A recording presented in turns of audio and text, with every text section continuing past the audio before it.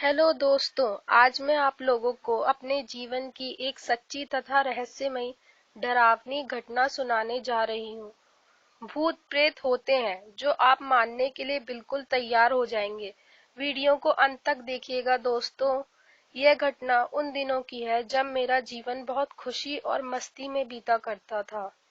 उस समय मैं कक्षा 10वीं में पढ़ा करती थी।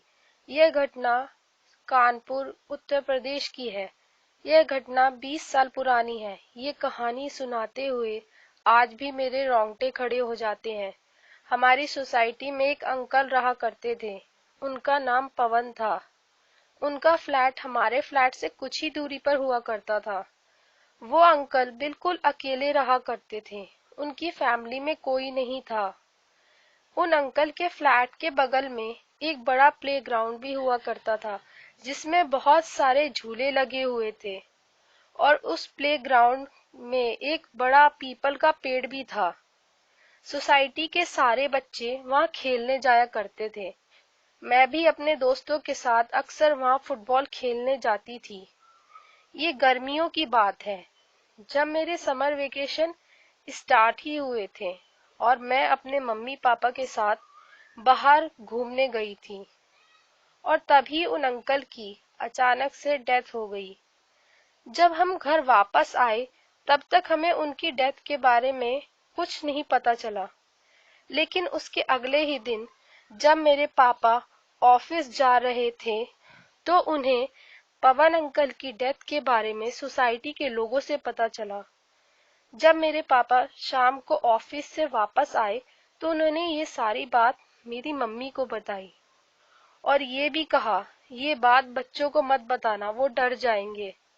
और उस प्लेग्राउंड में खेलने जाने को भी मना किया था, क्योंकि जैसा कि मैंने आपको पहले ही बताया था कि वह प्लेग्राउंड उन अंकल के फ्लैट के बगल में ही था। मेरी मम्मी ने मुझे पवन अंकल की डेथ के बारे में कुछ नहीं बताया। बस उन्होंने मुझे इतना बताया कि बेटा उस प्लेग्राउंड में खेलने मत जाना।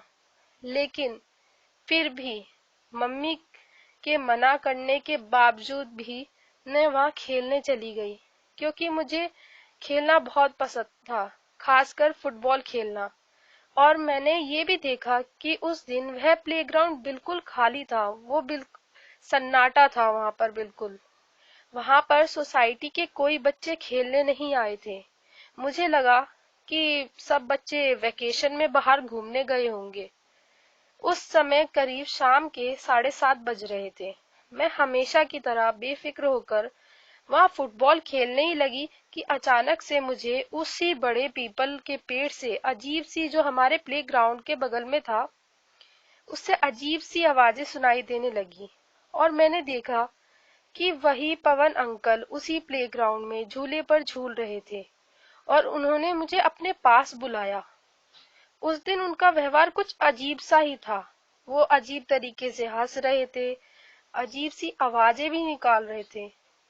मुझे लगा कि अंकल मजाक कर रहे होंगे, लेकिन उसके बाद जो मैंने देखा वो बहुत ही डरावना था, दिल दहला देने वाला था। उनका हंसता हुआ चेहरा अचानक से जले हुए चेहरे में बदल गया। उनके पैर उल्टे थे, उनकी आंखों से खून निकल रहा था और सबसे आश्चर्य की बात कि उनकी परछाई भी नहीं थी। और वो अंकल अचानक से मेरी तरफ बढ़ने लग गए। ये देखकर मैं बहुत घबरा गई कि वो मेरी तरफ आगे क्यों बढ़ रहे हैं। उसके बाद जितनी तेजी से हो सका मैं उतनी तेजी से वहां से भागी और सीधे ही घर पहुंची। उसके बाद ये सारी बात मैंने अपनी मम्मी को बताई।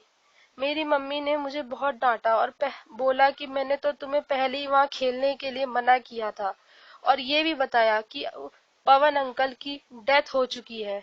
उसके बाद मुझे बहुत तेज 104 डिग्री फीवर हो गया और मैं एक हफ्ते तक बीमार रही। मुझे लगता था कि वही पवन अंकल मेरे पास आ रहे हैं। मेरे सपने में भी पवन अंकल आया करते थे।